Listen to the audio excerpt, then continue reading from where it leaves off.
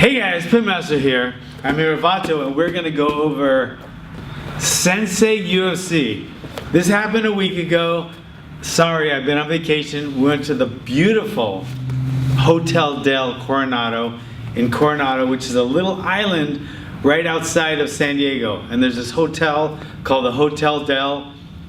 It is fantastic. But anyway, so that's why we're running a little late on this card. It was the Dillashaw Colby fight. Cody Garbrandt. Yeah, Cody, and we're a little late on it. I'm going to talk about two fights. First fight I'm going to talk about was the Cub Swanson Renato Moicano. Renato. Okay. Looks really good. It was really good. He looked really good. But let me tell you what won the fight. That fight for Renato. It might have ended with a rear choke, I think. But what set that up was he actually dropped him with a jab. You don't see that very often.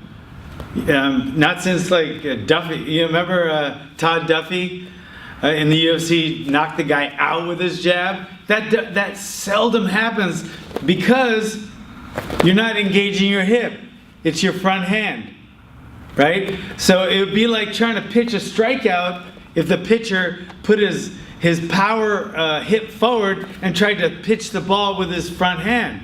It's just not going to happen. He probably won't get a lot of strikeouts, right? Because you can't engage the power unless you're getting your hip involved, okay? So a jab usually doesn't knock people out. It sets up other punches. But this one landed just right, and it was when Cub was coming in, so it dropped Cub, and it dazed him, and Renato was able to finish him with a rear choke. Doesn't happen very often, but it does. So let me show you something about a jab, how it'll work for you in the street.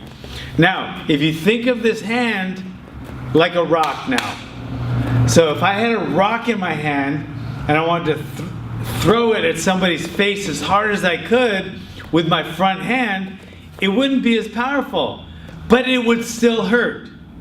Okay, and if you catch him just right, maybe while he's coming in and you hit him right on the chin, you might be able to daze him or even knock him out.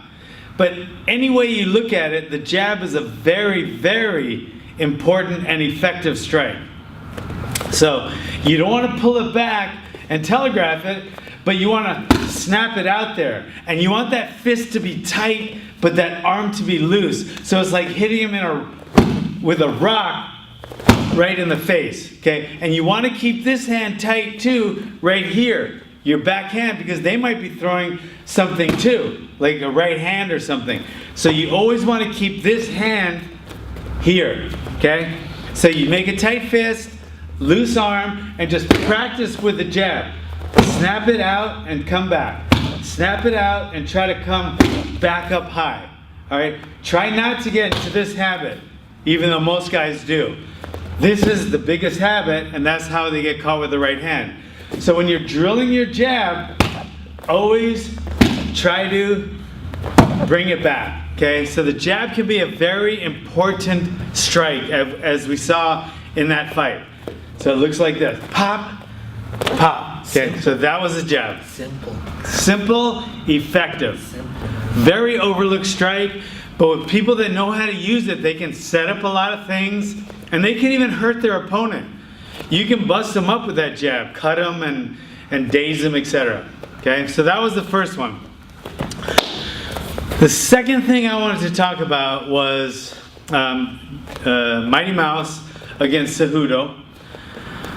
And it was, I think, I'm not judging, but I think that Mighty Mouse hung out on the cage a little too much. He's fighting an Olympic, not just an Olympic wrestler, an Olympic gold medal wrestler. Gold medal. He was the Olympic gold medalist.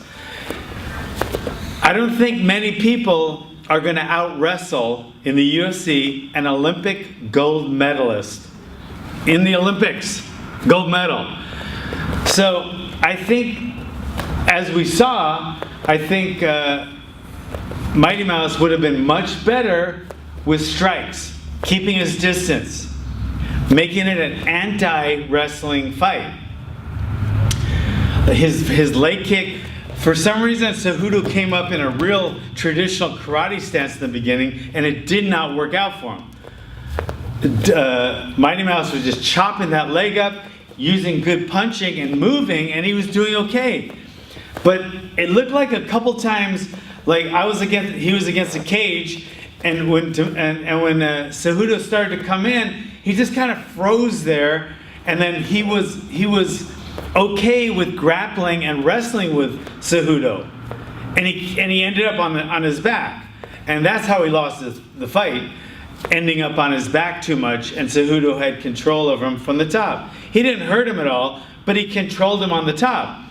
I think what would have been more effective is every time his back was near the cage, he could have just popped out, whether it be towards his left or towards his right, just getting out as quickly as possible so he could either move this way or move that way. I think he needed to be more urgent. He needed to have a sense of urgency when his back was anywhere near the cage and bring the fight back into the middle of the cage. Now, you can still get taken down in the middle of the cage, but not as easily because you have nowhere to back up, you can't sprawl, and your opponent that's pushing you against the cage has much more leverage and force. So it's harder to get off of the cage once your opponent puts his hands on him. He let him put his hands on him, and then he tried to fight him, but he ended up on his back. So it was an uphill battle. I think if he tried to get away quicker. So how does that relate to the street? I don't think your back should be against anything. I think you always want to be controlling your own distance. If you want your back against the cage, like you want to sucker the guy in and stab him or something, or bite his face off, that's one thing.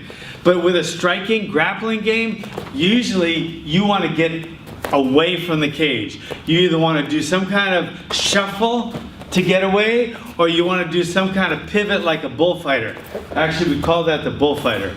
He's coming towards you, and you pivot out of the way. So anyway, those are the two fights I wanted to talk about. Sensei UFC, it was a good fight. We're not going to talk about the main event. It was a first round knockout. There's not too much to talk about. TJ won again, so I think he shows his dominance. And the other fights weren't really that great. The first fight, Holland against Thiago Santos, I thought it was going to be a stupid fight because this guy Holland never fought in the UFC, and I was thinking, why would they let him fight? I mean, I watched the fight, and this Holland kid is going to make something of himself. This was his first fight in the UFC. He fought Thiago Santos, who's like rated in the top 12 or 13. I mean, he's a killer. And this Holland guy, who was much more inexperienced, he looked good. That was probably my favorite fight of the night. I didn't get to see the card. It was a good fight. But anyway, thanks for coming, guys. Sensei UFC. Please subscribe. Please like, comment, and I will see you guys later. Thanks.